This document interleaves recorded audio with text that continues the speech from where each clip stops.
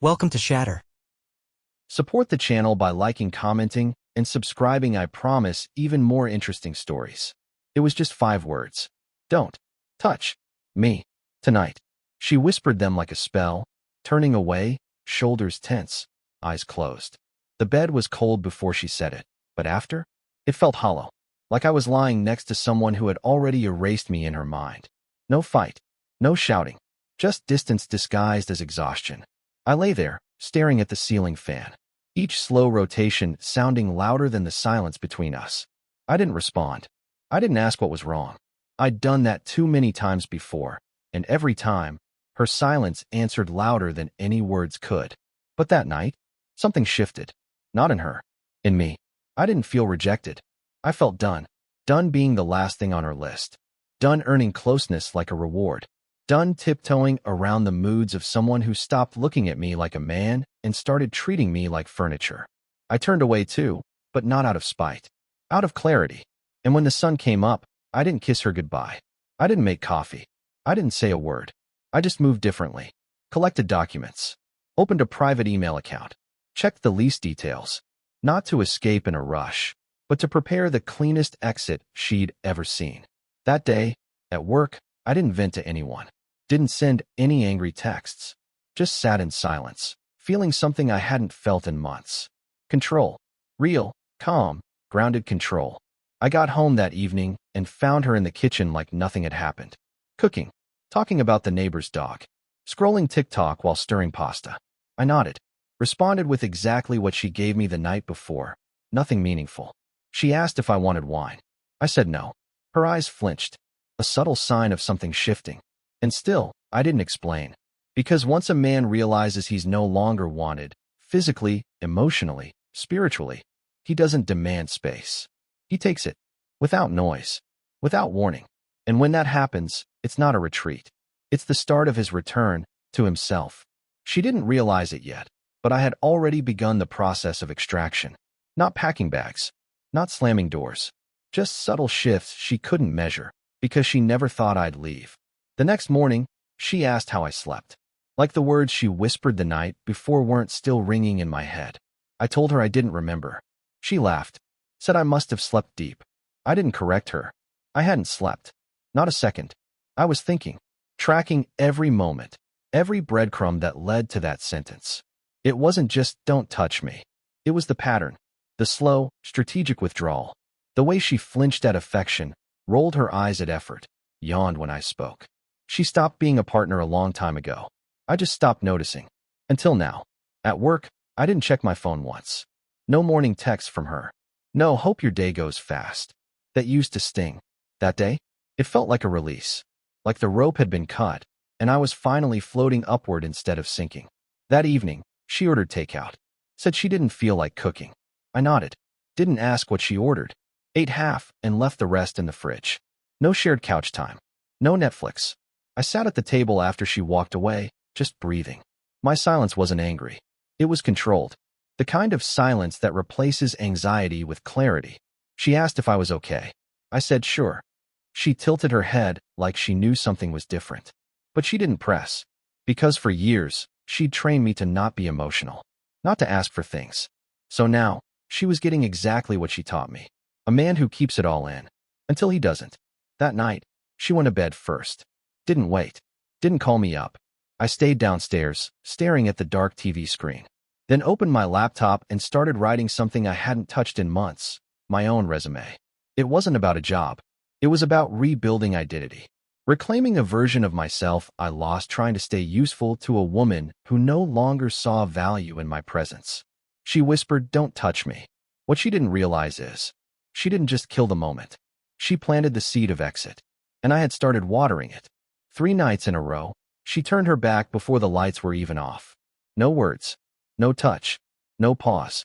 Just a body next to mine that used to lean in, and now barely breathed in sync. By the 4th night, I didn't lie awake. I started planning. This wasn't revenge. This wasn't desperation. It was structure. Quiet, invisible structure. I mapped out what leaving would look like. Mentally removed her from my future.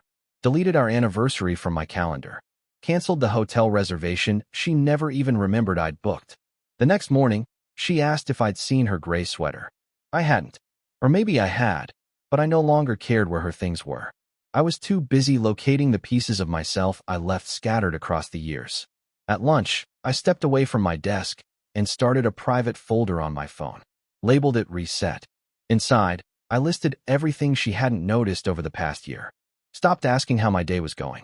Laughed more with strangers than with me. Gave more eye contact to her screen than to my face. Used "I'm tired" as both shield and sword. Reading it back didn't hurt. It confirmed what my body already knew. She'd been leaving first. She just didn't pack anything. That evening, I stayed out later than usual. Walked aimlessly. Let the cold air bite a little. It reminded me I was still alive. Still a man. Still someone capable of deciding where the road ended, and with whom. When I got home, she was curled up on the couch in pajamas I used to love. She smiled when she saw me, like nothing was wrong. And that's when I knew she didn't see it. She didn't feel the ground shifting beneath her. She thought the silence meant safety. But it wasn't safety. It was distance measured in heartbeats. She asked if I wanted to watch something together. I told her I had work. She nodded, looked back at the screen, and pressed play without waiting. She didn't know she was pressing play on the last normal night we'd ever have. Because I wasn't angry. I wasn't broken. I was just done asking to be close to someone who trained me to accept cold hands and colder words. And once that decision forms in silence, it doesn't announce itself. It simply replaces the man she once knew with someone she never saw coming. The next week, I stayed late 3 nights in a row. Told her work had picked up. It hadn't. I just didn't want to come home. Not to her silence. Not to her routines that excluded me. Not to the bed that used to feel like a shared place, and now felt like a borrowed one. The detachment wasn't sudden. It was mathematical. Clean. Quiet. Strategic. She didn't notice the way I stopped leaving my shoes by the door. Didn't ask why I removed my coat from the shared hook and started hanging it in the garage. She didn't question why I was doing laundry twice a week when it used to be one. She didn't notice anything. Because she stopped looking. And that's the truth that breaks men. It's not the yelling. It's not the cheating. It's not even the coldness. It's the slow, almost graceful way a woman stops seeing you. Stops valuing what you bring. Stops making space for you in the life you helped build. One night, I walked past the mirror in the hallway. Caught my own reflection. I didn't look tired. I looked alert, focused. It was the face of someone who had finally detached from the lie. The next morning, she left early and forgot to take her lunch. I saw it on the counter. Normally, I would have texted, would have driven it over. But this time, I threw it out. It wasn't petty. It was symbolic. A quiet end to all the invisible labor I'd been doing. Emotional, logistical, spiritual. When she came home, she asked if I'd seen it. I said yeah. She waited, thinking I'd explain. I didn't. That night, she moved closer in bed. Laid her hand on my chest like old times. And for the first time in months, I didn't feel anything. Not anger. Not hope. Not even pain. Just clarity. She had told me not to touch her. Now, I was giving her what she asked for. Not just at night, but in every room, every word, every breath between us. She thought she was making a statement, but she started a countdown. One I wasn't rushing. Because real exits don't slam doors. They erase the need for one. I started waking up earlier. Not to work out. Not to journal. Just to be alone in a house that no longer felt like mine. There was something peaceful about moving through it before she did. Before the air filled with that quiet tension she pretended wasn't there. The kitchen was mine again at 5 a.m., black coffee. One slice of toast. Silence. She'd come down an hour later. Hair tied up, scrolling her phone before saying a word. Some mornings, she gave me a half smile. Other times, just a nod. Like we were neighbors in the same building. Not two people who used to share dreams. By day, I compartmentalized. At work, I was focused. Clear. Detached from the version of myself that once made excuses for her coldness. I booked a weekend away. Told no one. Rented a small cabin upstate. 2 nights, 1 bag, no distractions. She didn't even ask where I was going. Just looked up from her phone when I packed and said, "You need a break or something?" I nodded. Didn't return the question. Didn't give her a timeline. And she didn't press. She thought she was calling my bluff. But I wasn't bluffing. That weekend changed something in me. Not because it was beautiful. Because it was quiet. Truly, finally, peacefully quiet. I sat in that cabin, stared at the ceiling, and realized I hadn't been alone in years, but I'd never felt more seen than I did in that emptiness. Because in that silence, I didn't have to earn attention, didn't have to ask for space, didn't have to wait to be touched. The silence was mine, and that's when I knew. I wasn't escaping her. I was returning to me. When I got back, she barely looked up, said something about laundry, made a joke about how I probably didn't miss her. I didn't respond. Because I didn't. Not really. Not in the way I used to. That night, she rolled over and whispered, "Good night." The same voice that once told me, "Don't touch me tonight." I whispered back, "You too." But in my head, the word had changed. Goodbye. Not loud. Not final. Just factual. Because sometimes, the end isn't an explosion. It's a shift. One she won't see. Until the silence becomes a stranger in every room I once filled. She started noticing. Not my absence, but my silence. It came in small moments. When she asked how my day was, and I answered in one word. When I didn't correct her story in front of friends. When I stopped bringing her coffee before work. She noticed I wasn't trying anymore. But she didn't understand what that meant. She thought I was upset. Maybe tired. Maybe distant because of work. She didn't realize this wasn't temporary. This was design. I wasn't pulling away emotionally. I was extracting. Systematically. Quietly. Without protest. It started with the bank accounts. I created my own. Transferred part of my income. She didn't notice. She'd long stopped asking about our finances, unless it benefited her. Then the closet. One piece of clothing at a time. Shirts. Jackets. Running shoes. Gone. Moved. Not missing. Just absent. I started sleeping with my phone in my pocket. Started locking my laptop. Not because I had secrets, but because she no longer earned access to my world. She'd told me not to touch her that night. But what she really meant was, don't exist too close. And I listened. I became a ghost she didn't know she was living with. She'd laugh at reels while I packed files. Sing in the shower while I reviewed lease clauses. It wasn't revenge. It was preparation. I saw the moment she finally noticed. I came home one night. Late. Didn't text. She was waiting at the kitchen table. Wine glass full. A candle burning. She tried to act casual, but her eyes gave her away. She asked where I'd been. I told her I just needed some air. She nodded, then asked, "Are we okay?" I didn't answer right away. I looked at her. Really looked. And in that moment, I saw a woman who only began to question everything once she realized the warmth she took for granted had turned to steel. I told her, "We will be." She smiled. Thought that meant progress. It didn't. It meant she'd survive. Just not with me. That night, I stood in the garage long after she fell asleep. No noise. No movement. Just me and the air between what was and what's next. And that's when it hit me. I wasn't angry anymore. Not even hurt. I was ready. And when a man like me gets quiet, he's not searching for peace. He's building his exit. The next 2 weeks were performance art. She cooked more. Laughed louder. Wore the perfume she hadn't touched in months. She was rebuilding a stage she'd burned herself. Trying to resurrect the version of me she thought she still owned. But I was gone. Not physically. Emotionally. Spiritually. Quietly. Gone in a way you don't realize until you reach for someone and your hand passes through empty space. She started texting again. "Want anything from the store? Dinner together tonight." I was thinking we could watch that show. I responded with thumbs up. Nods. A single sure. She mistook that for progress. It wasn't. It was politeness. The final mask before the exit. I had already signed the papers. Found the new place. Changed my direct deposit. Canceled the shared utilities. She still thought we were fixing something. I was just finalizing the disconnect. One night, she came into the room wearing the shirt I once told her was my favorite.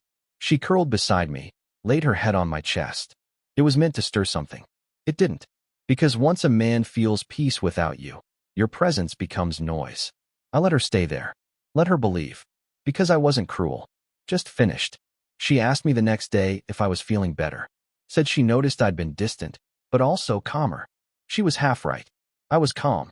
Because when you've accepted the truth that someone made a home with your effort, but without your presence, you no longer fight. You just move. And that's what I was doing. Moving through the house like a tenant with a checkout date. I started sleeping on the edge of the bed, showering at different hours, eating in silence. She felt the distance, but labeled it space. It wasn't space. It was separation, measured in actions, timed by detachment. She tried to initiate intimacy one night. Touched my hand. I didn't pull away, but I didn't hold back either. She whispered, I miss this. I didn't answer. Because when a woman misses something she neglected, you don't give it back. You let her feel what absence tastes like. And when I finally did leave, she'd know. I didn't fall out of love. I just stopped waiting to be chosen. She asked if I wanted to go away together. Somewhere quiet, she said. Just us. Weeks ago, I might have flinched at that. Now, I just listened. Not to her words. To her fear. She could feel it. This version of me wasn't reaching anymore. Wasn't asking. Wasn't waiting. I was already outside the frame, watching the final scenes unfold. I told her I'd think about it. She smiled. Said she was happy to see me open again. She mistook stillness for softness. But what she saw wasn't hope. It was acceptance. I wasn't rebuilding. I was erasing. The next morning, I deleted our shared playlists. Removed myself from the family calendar. Unlinked our cloud account. Bit by bit, the traces disappeared. Like footprints in snow, melted by the heat of my decision. I found a new apartment. Signed the lease in silence. She didn't know I was carrying keys in my jacket pocket to a life she'd never be part of. One night, I stood by the bedroom door and watched her sleep. The woman I once thought was my future. Now, just a reminder of how far a man can shrink when he keeps giving to someone who stopped giving back. She rolled over, murmured something, reached for the empty space beside her. It used to hurt. Now it just confirmed. She wanted comfort, not connection. And I was done being the pillow she leaned on when the world got cold. At work, people said I seemed lighter, freer. They didn't know I was mid-departure. They just felt the absence of the weight I'd carried for years. I told one friend, I'm not leaving her. I already left. Emotionally, mentally, spiritually. All that was left now was the door. She kept planning that trip, kept asking about flights, sent me photos of cabins, said we could disconnect, get back to us. I looked at her screen, nodded once. She smiled. She didn't know I'd already booked a solo trip. Not for a weekend. For the next chapter. The one she doesn't get to narrate. The one she won't be written into. Because when a man chooses peace over proximity, he's not asking for permission. He's closing the book. The day I moved out, it didn't look like a departure. No suitcases. No boxes in the hallway. No tears. Just a man walking out the door like any other morning. She was in the kitchen, pouring coffee. Asked if I wanted some. I said no. My tone didn't waver. My hands didn't shake. My face gave her nothing. She leaned against the counter and said she missed how we used to be. I nodded. Told her, me too. She smiled. Thought it meant we still had time. But time had already run out. I didn't leave a note. Didn't slam a door. Didn't whisper a goodbye. I let the silence close everything for me. My keys were already returned. My name off the lease. My new address sent to my lawyer. She wouldn't find out through a speech. She'd feel it, through absence. I drove to my new place with one bag and a plan. No shared items. No furniture. No framed photos.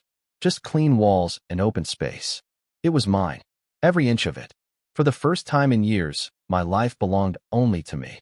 That night, I turned off my phone. Not to escape her messages, but to remind myself.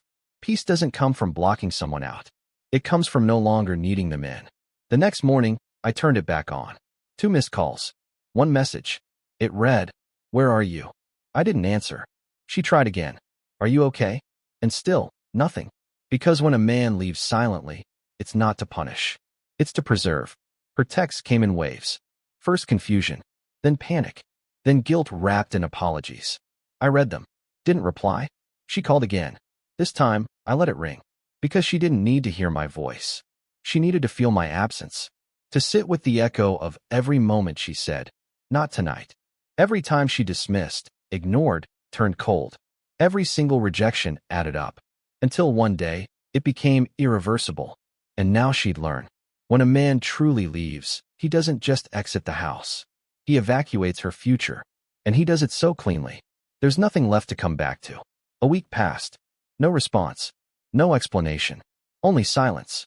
She called again. Left a voicemail. Said she was confused. That she felt like something shifted. Still trying to paint it as temporary. As if this was a phase. A man catching his breath. She didn't understand. I wasn't catching my breath. I was done wasting it. One afternoon, I saw her outside my new place. She must have found the address. She stood across the street, phone in hand, staring at the building like it held secrets she wasn't allowed to know. She didn't knock, didn't call, just waited. I stood behind the curtain, watching her, not with anger, with distance, the kind that can't be crossed.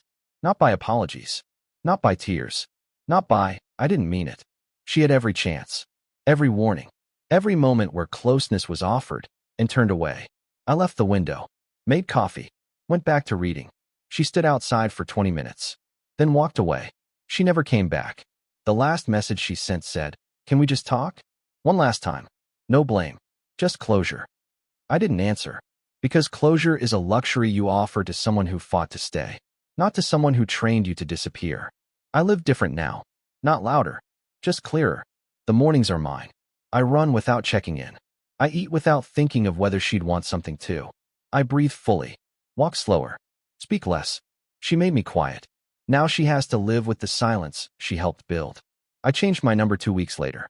Deleted every photo, every backup, every file with her name on it. Not out of spite, out of precision. A clean cut leaves no scar. A silent goodbye leaves no echo. And if you asked me now what I'd say to her if we met again, nothing. Because real men don't return to where they weren't valued. They don't demand understanding. They don't explain the silence. They become it. And when she lies awake wondering why it all went quiet, I hope she remembers that night, when she said, "Don't touch me." Because that night, she didn't push away a moment. She pushed away a man who would have given everything. But now he gives nothing. Real men don't explode. They exit. Subscribe for more power stories.